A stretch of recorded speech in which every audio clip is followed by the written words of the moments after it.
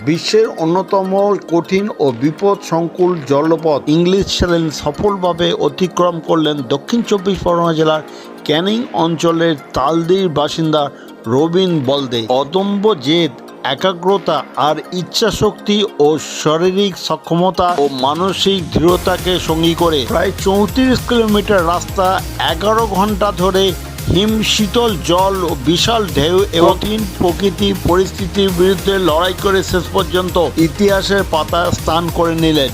England ও ফ্রান্সের মধ্যবর্তী এই জলপথটি সমগ্র বিশ্বের সাঁতারুদের জন্য এক বিশাল চ্যালেঞ্জ হিসেবে পরিচিত।